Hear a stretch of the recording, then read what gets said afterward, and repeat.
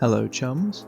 I recently uploaded a video where I show you how to use the custom race feature to earn a decent chunk of credits with, of all things, a Suzuki Jimny at the Lake Louise circuit. Along with making sure that the Jimny has under 200 performance points when setting up the race, and that the opponent cars have over 700 performance points, there's two other things that affect the potential rewards. One is your collector level, but the biggest factor is circuit experience. If you complete circuit experience for a given track, you get increased rewards for custom races at that same track.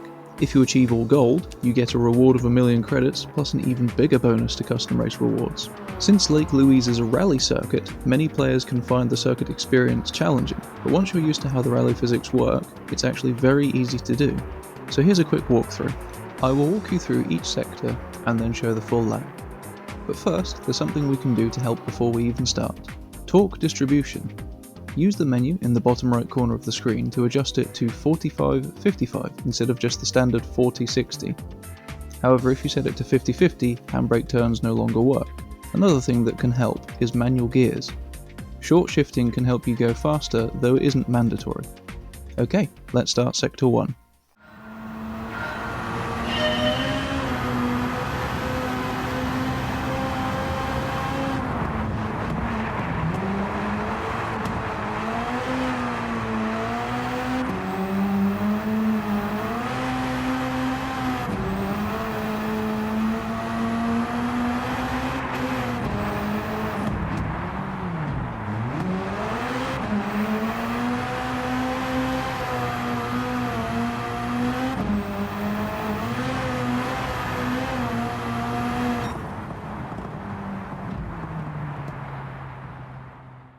To get the car turning, you can see that I stab the brakes and aggressively steer into the corner at the same time. This gets the car slowing down as well as pointing at the exit.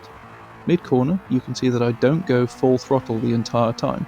On snow, half throttle can help the tyres find more grip and get you around the corners faster. Shifting early on the way out of the corner also prevents the car spinning its power away. For the next corner, you can use the yellow cushioned barriers on the right-hand side of the track as your guide for when to turn in.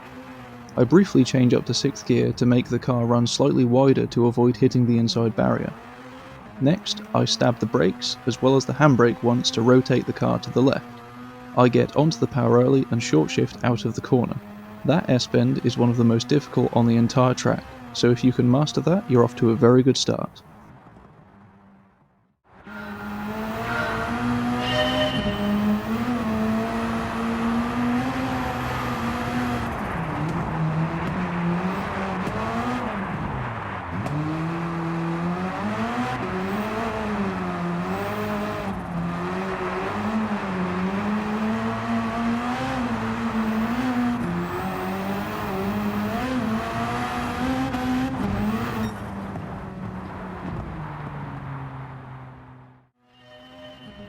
For Sector 2, I don't brake at all.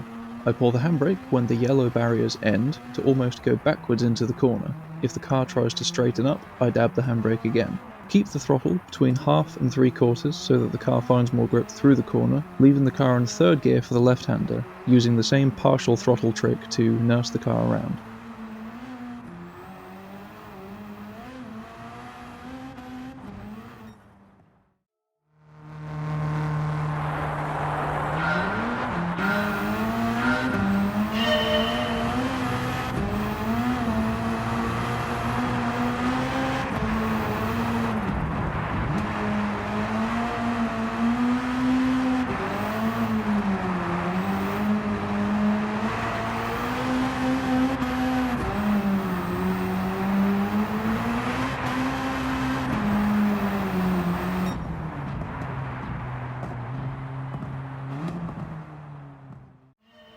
Sector 3 is by far the most difficult.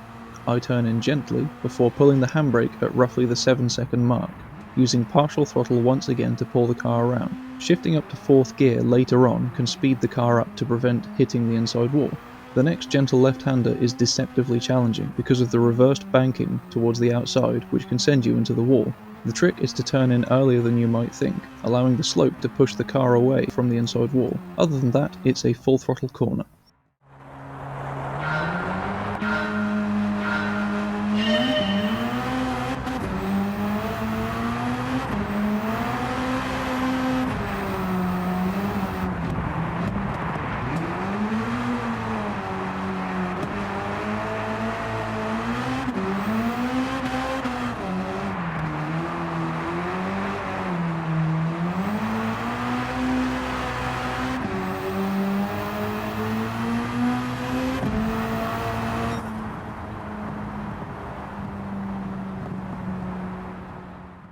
Sector 4 forces you to repeat the same corner, but with a slower entry, so it should be easier. For the left-hand hairpin, I use the same method as Sector 1, stabbing the brakes and yanking the steering, tapping the handbrake once or twice to keep the car facing inwards. If you're going too fast, you can change down to second gear. For the right-hander, you can use the yellow cushion barriers once again as your guide for when to turn in, with no braking necessary. Half throttle once again will pull the car around more than full throttle. I'll now show the full lap, which is just a case of stringing all of it together. As you can hopefully see, the gold times are actually quite forgiving once you're used to the rally physics. As you'll see in the full lap, I do also make a few minor mistakes here and there, but I still beat the gold time by almost a full second. The things that make the biggest difference are using that partial throttle trick through the corners to improve traction, and tapping the handbrake to rotate the car if you're starting to understeer. You can often rescue a botched corner entry with the handbrake.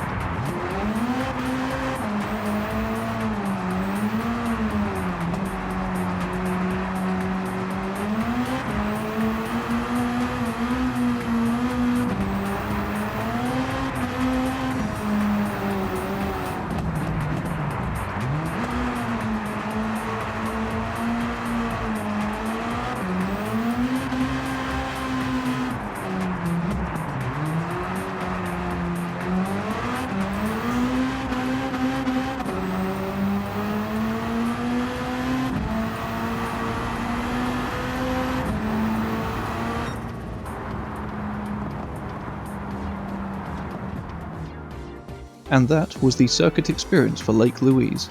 The partial throttle and handbrake tactics employed here will also help for all of the other rally-based circuit experiences, so if you achieved gold here but haven't tried the others, you may find them a lot easier than you'd expect. So, I hope this helps you, and if it did, I'd very much appreciate your subscription. Take care, and ta-ra!